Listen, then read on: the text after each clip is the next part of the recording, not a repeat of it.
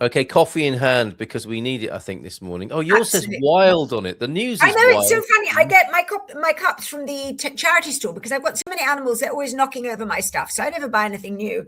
And this one I thought was hysterical because it says wild, but it's such an unwild color. It is. It is very, very sort of pastel and. You would expect wild to be with bits of fire and black and red, but no. Yes, yes, and color.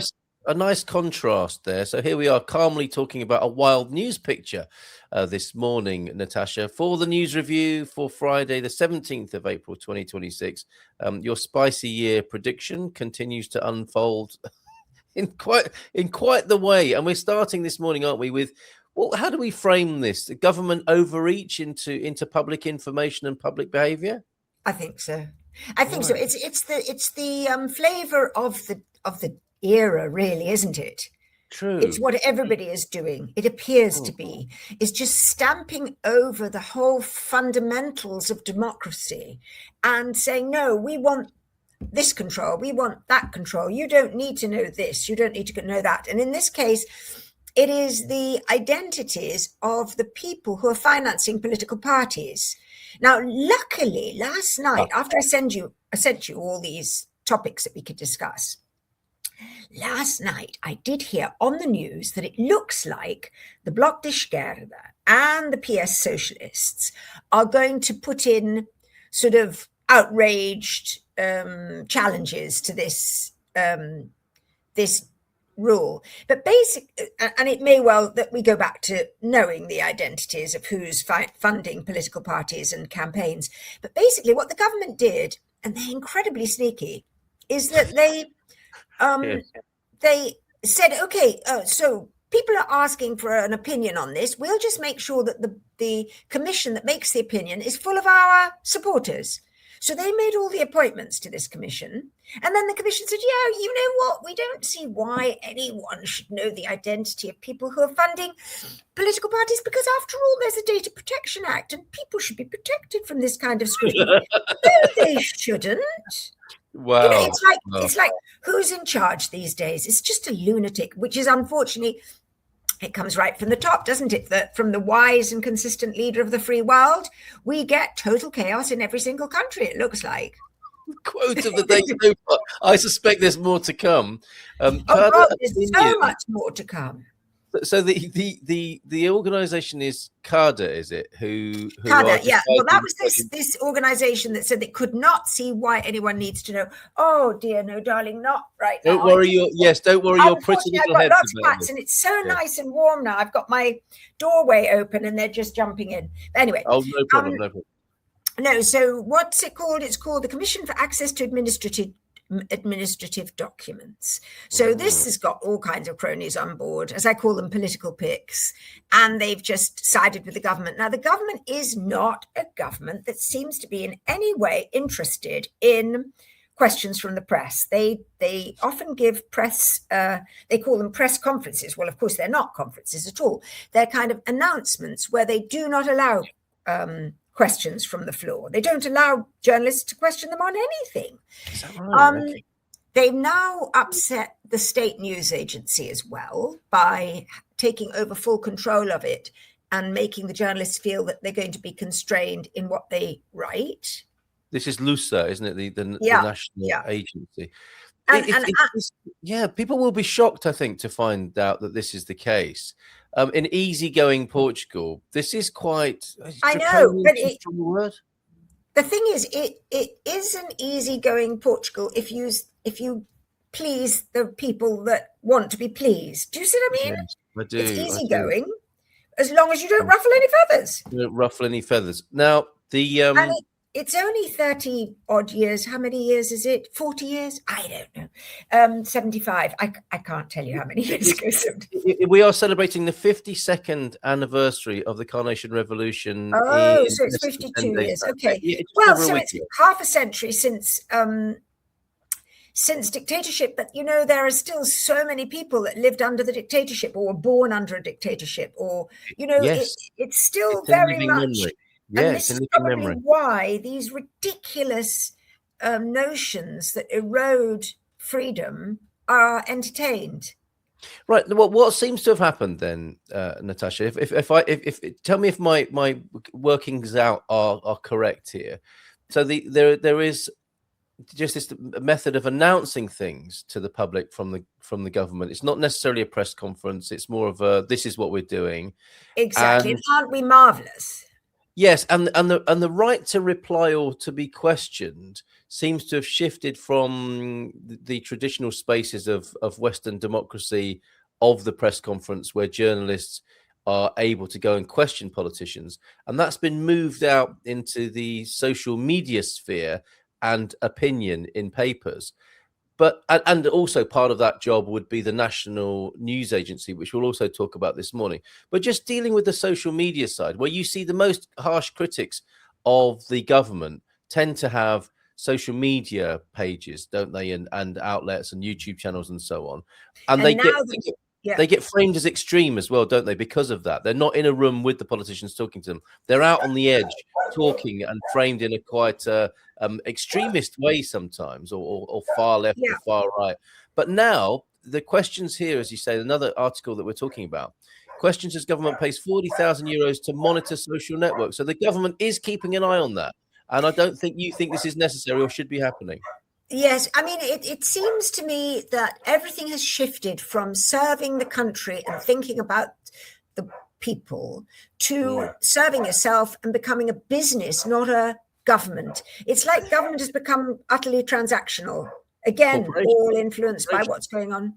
Yes. A corporation run by a CEO for the benefit of the board. Of the board, which are all his cronies, and the mini shareholders are neither here nor there. They're just there to put money into the company. And if they make pipe up with any inconvenient questions, they're going to be hammered one way or other. They're going to be, in the case of this, social media watch tool called NewsWhip, I dare say the government will be coming up with its strategies to counter anything anti.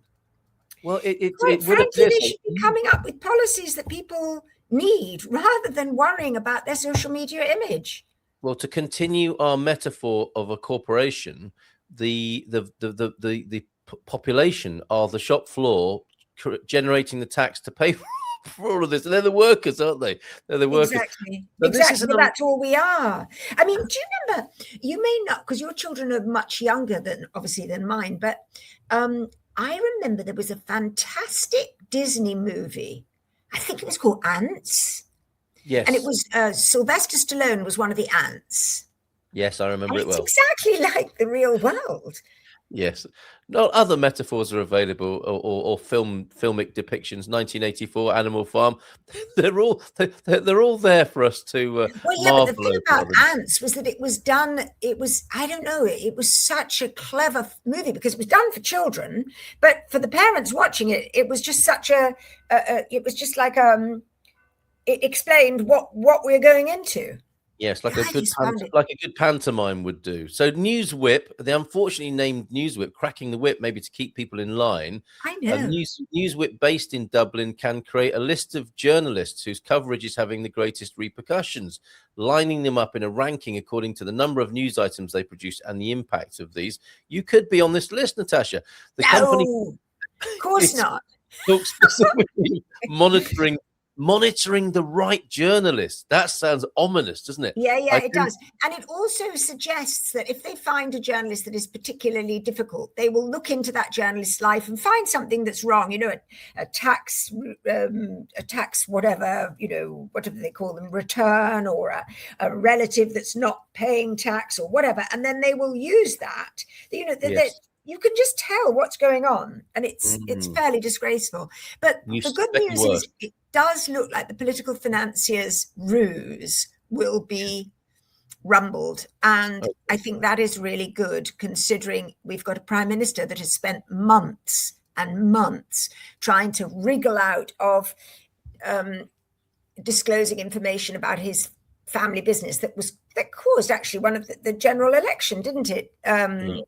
The right, absolutely. I can't remember how many general elections we've had, but it was a recent general election. It was a transition from Costa, wasn't it, to Montenegro? Yeah, but then they were in for about a year, and then they came up came this great furore about his family business, in which they thought that he might be still benefiting, and he refused to give all the information that they said they wanted, and then they had a vote of confidence, and then they had to have another election. Yep, nothing anyway, to see he got here back was in. the idea. Yes, indeed. Yeah. That's but right. He was put on the spot, wasn't he? He was put on the spot, trial by election, in a strange way. Yeah, absolutely. Right. And then as another part of this general view, where we're thinking perhaps not the best of what's going on with this, the state news agency, which you would hope would be quite factual and free of government interference, that might not be the case in another article you've written here. Well, it's funny because as a news organization, we have a kind of limited subscription to LUSA. So we get certain texts. And I must say, I look at them and sometimes I want to scream, because they don't seem to come with much context. And they often don't give the full story, or they give it in such a bland way that you're missing the point. And so if that is the way they are already, I can understand they might be upset that they feel that they're going to have their freedoms to write their texts even more curtailed now that the government has 100% kind of ownership of LUSA. And so they're very upset about this, and I can understand. What's the history of the organisation? Were you able to go into that, Natasha? Is the idea that they are meant to just report things quite objectively about what's going on in society, in Portuguese society? Obviously, that's the idea. But then one gets the impression when you read some of the texts that they're told to present it in such a way as the government will look as good as possible. Right. Okay. And this, I mean, I remember once, one of the things in the Algarve that I'm passionately against, which is the construction of desalination plant in Albufeira, because the plant is going to, the desalination process is just going to throw all the toxic sludge, it's called. I think it's called toxic sludge, but obviously that's a very sort of general name. But what it is all the byproducts of the process, along with the brine, so there's a lot of chemicals, are going to go straight back into the sea. And they keep saying it doesn't matter. Yes. Yeah. Anyway, so I was on one of those sort of events where people were talking about it, and there was a LUSA reporter there, and I was quite surprised at how little concern he had for the environment. I was really surprised, because the other reporters there were all talking about the environment, but the LUSA man was just saying, well, so what is it that you're actually saying? Okay, and then he shut his notebook and off he went. So in other words, there was no time given to the really relevant concerns for the environment that have got certain people very upset, including the fishermen that have had their lives already, messed up. Yes. Brilliantly by all kinds of rules and regulations, and now they're saying this is going to ruin their fishing, because they do basically they're coastal fishing boats, where when I say that, they might be get 10 or even 20 kilometers out, but they're not deep sea fishing boats. And that's exactly where these pipes are just disgorging all their horrors. And the problem, the reason you mentioned that is because the news agency is just reporting. They didn't seem to think much about it at all. So not a holistic view of what's going on necessarily, more a reporting of what the intentions are of the bigger interests involved in that and other projects. That's the impression I got. Yes, definitely. Right. Well, this is loose reporting about themselves here, strangely enough. I know. The workers there, the writers themselves then seem to be concerned and taking this to a different authority, to the European Union. So the EC, the European Commission, has said today that it will exercise its powers to ensure compliance with press freedom. So they do want LUSA writers to be able to say what they want to say, rather than just being a sort of PR platform, I suppose. If the amendment to the LUSA news agency's Articles of Association fails to align with the European Union rules, as critics suggest they do, in a written response to Left Bloc MEP Catarina Martins, the EU executive confirmed that it remains in contact with Portugal, among other member states, to ensure that this legislation complies with the European Media Freedom Act. So it's legislation in Portugal that the EU are questioning, saying that it will exercise its enforcement powers to ensure compliance where necessary with a particular focus on systemic issues. So it would appear the dynamics here are the EU trying to maintain press freedom and for it not to be like a Pravda or some sort of government news agency just spinning what it wants to say to the populace. So we have the EU protecting us from that. Is that a viable threat? Well, as you say, I mean, it's very nuanced, isn't it? Because the European Commission also has its axes to grind, all its wonderful, it's totally focused on using Portugal as a kind of energy serving corridor. Yes. It wants to mine, it wants to plaster things in solar panels. It's completely focused on using Portugal's natural resources in order to power its whatever they call it. What do they call it? The energy transition or something?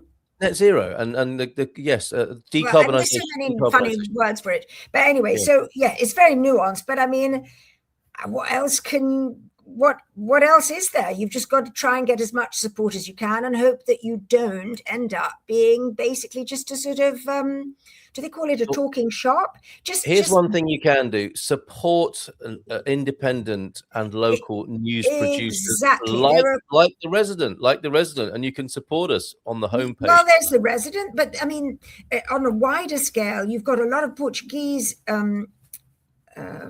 channels that aren't totally dependent on Lusa, and then you've got some Portuguese independent outfits like Página 1 that was really hot during the pandemic because it was completely exposing all the rottenness that was being pushed at people willy-nilly.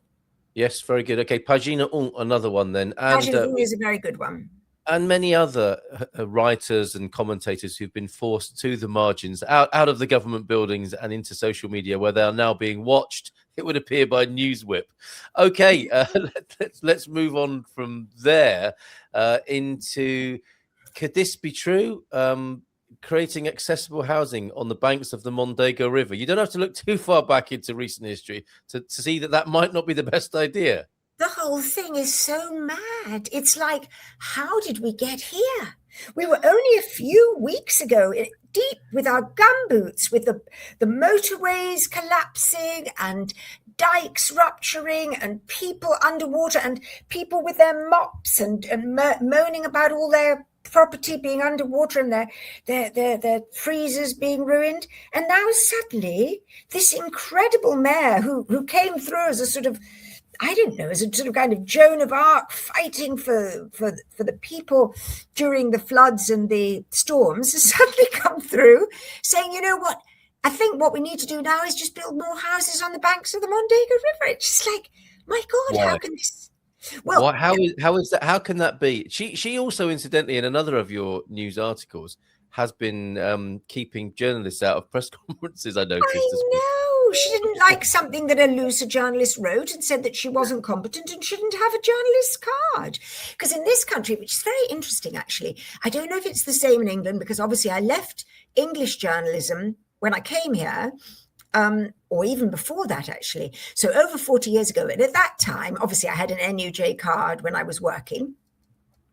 And but I wasn't aware that you had to be in a union when I was working in England. Yeah, I mean, I just did because I was young and everybody told me I should. And I ended up on a picket line with 9 puppies because I was told I had to picket. And I kept saying, but I can't. I've got 9 puppies. Bring them. I did.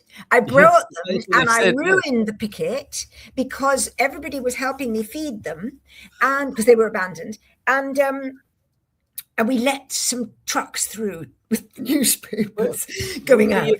The fat cats won. The puppies and the fat cats all won that day. Yeah, and the guy that was in charge of the picket line said, "You're all useless. This is all Natasha's fault." Yeah, don't bring that woman and her puppies. Yeah, so I was sent home with my puppies in a box. And that was the end of my picketing duty. But anyway, here as well, you have to have a union card. And I mean, I just couldn't see the point of me having a union card, but I do have one. And this mayor was trying to actually strip the poor journalist of her union card so that she wouldn't have been able to get a job anywhere. It just doesn't make sense at all. That's Very overreach. it's very Trumpian as well, isn't it? You're a nasty reporter. You're a very bad person. But at least Yes, exactly. How dare they? Yeah, incredible. So coming back to the story here, and I don't know Yeah. if it was connected, if that journalist was writing about this, they may well have been from what you say, but but moves to build here where we not long ago saw flooding. I mean, the public memory is not very good, but it's not this it's not this bad, is it? I just don't understand it. They talk about the fact that Coimbra has become so expensive, we must let the middle classes back. But to let them back in order to be up to their necks in water doesn't seem very intelligent. But again, the text was, no, we're going to try and, reorganize things so they don't flood to that degree. Yes. And we are going to be putting these houses along the stretch where they have a new metro bus, I think it is, which is going to be there anyway. It's going to increase mobility in Coimbra. And I think they said that these middle class residences would be blocks, so they'd be at least 4 stories high, which suggests that at least the people in the lower floors could run up to the top floors when there was.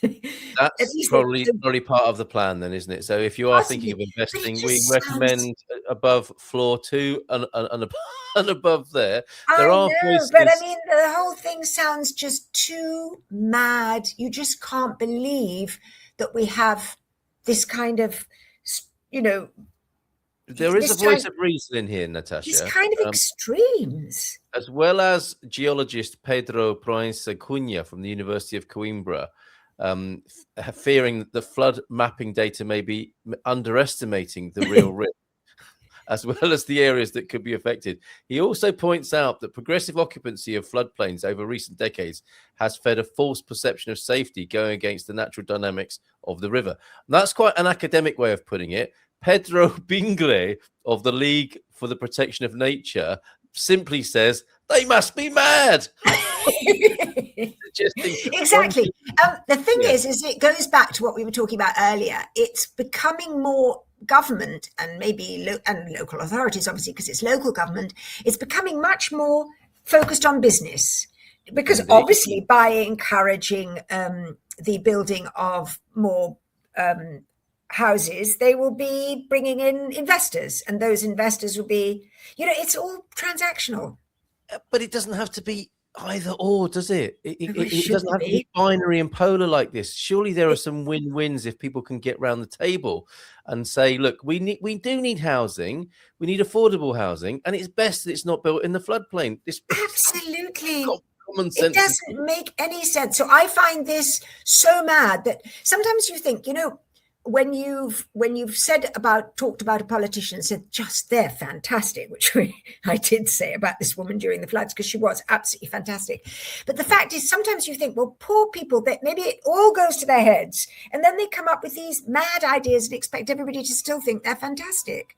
And to be fair to them, too much responsibility and or blame is placed upon them. I mean, people, you could argue, need to step up and be part of these processes rather than leaving them in what turn out to be the wrong hands sometimes. To finish with today, to cheer us up, and good news story. Oh no, airport agony. Passengers miss flights. I know, isn't this awful? Disgrace. National disgrace, right? Funnily enough, I've just seen my computer's about to run out. I got a message, funnily enough, from my mum today saying that newspapers were telling her that people are not going to be travelling to the south of Europe as much as they thought because of all the bad press we've got. On top of the fact that we've got potentially jet fuel running out. Yep. We've now got these ridiculous queues. I mean, it's so stupid. No need for it, is there? There's no need for it. I mean, we've gone through decades and decades of stamping passports and asking people, why are you coming here? And why we have to suddenly make it so complicated at a point where half of the world is in turmoil and we're running out of fuel. It's just like, well, it comes back to the same sort of issue that I think you mentioned before, which is, are these systems set up to help people ordinary, normal, law-abiding people, or are they, as it turns out, actually making life more difficult for the very people who pay for these systems and would like them to work? And I think the latter appears to be the case more and more. Yeah, are they just basically making money for people who create these ridiculous systems? I don't know. There's Lisbon. You can see on your screen there. I very luckily came through Lisbon a few weeks ago, and it was really easy. But that's not always the case. When a few planes, it all depends. If you've got, I think that if anybody's listening to this and is coming over, I think the answer is don't, when you book your flight, book the cheapest one, because the cheapest ones tend to arrive early morning, and that's when you got that's the worst time to arrive. So that's when everyone's arriving, and they're coming from Brazil and America, and and then you've got this huge schmozzle. If you get the slightly more expensive ones that arrive in the late afternoon or even the evening, you tend to just waltz through. You can, and it's a very pleasant experience, isn't it? When that happens. Exactly. It's lovely. But if you come early morning because you think, oh, that way I'll get to the beach, no, you'll spend the entire time in a what's it called, presumably picking up also everybody else's germs because you're squashed in the schmozzle, as you put it. Now, your mother's absolutely right. The UK Sun has documented the number of holidaymakers who have missed flights because they've been kept waiting in interminable queues. That's so stressful, isn't it? In the case of Milan's, and as you say, it's a southern European thing, it would appear. Milan's Linate airport, passengers had the added trauma of a heat wave, which left many throwing up and fainting as they were left standing, desperate to be released from the throng of humanity. It's just so terrible. I come from a time where I remember flying and loving it because you got this little box with a Hovis loaf of about that size. What? Yes, you've got lovely food, and now you're treated in such a disgusting way, and it's no fun at all to travel. Yes, the golden age of air travel seems to be long gone. When it works out, and shout out to Ryanair. I had a great flight to Bologna and back because but it's premised without any margin for error. So what we see happening is when things do go wrong, they start to go horribly wrong and they escalate. So you get these huge queues, you get terrible things happening on planes and so on. Exactly. The margins are so tight, aren't they? There's no room for error, or there's no slack in the processes, so it can go horribly wrong. Exactly. When it goes well, it goes well, but when it goes wrong, as you can see from this system, and we haven't named it directly, but this is the EES, isn't it? The entry and exit system for the Schengen Ring of Steel, presumably to keep bad actors, as they're called these days, and ne'er-do-wells out of the area. It's a great idea to keep bad actors out, but from what we've been talking about today, who are the bad actors in the end? It turns out it's the authorities who are implementing the system. I would have thought they're the bad actors because they're the ones causing such trouble. They are to fellow human beings. Are you aware of the app which people thought would aid this process, Natasha? You can use an app. Yeah, there was an app, and we wrote about it, but apparently it hasn't, obviously. Helped, or maybe one needs to keep plugging it. But we did plug it. I think, what was it called? The travel app or something? It's a way of presumably and hopefully front loading the system, so you can, all the questions they might ask you can enter into the app, and then you generate. But that's the problem. I've heard of 2 people in the last 48 hours who've thought to themselves, this app, I'll get on the app and I'll generate the QR code, which presumably I will just show at the airport when I arrive and be ushered through. No. Both people said to the border officer, "Do you want my QR code?" No, not using that.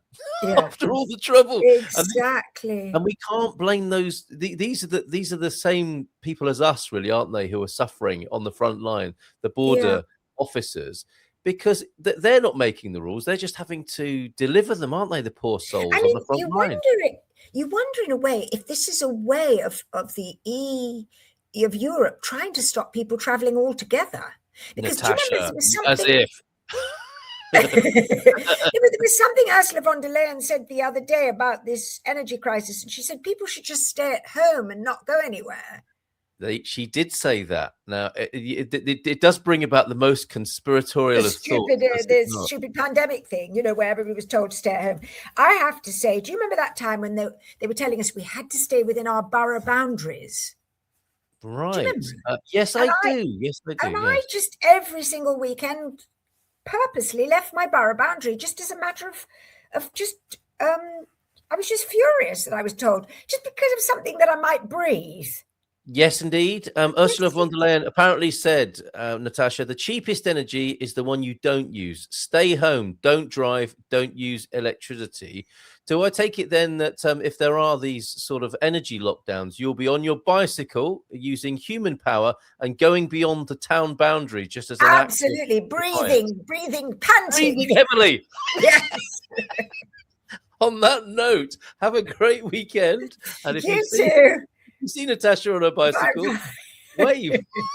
Have a great weekend, Bumpy Samana, and we'll see you next week. Thank you very much.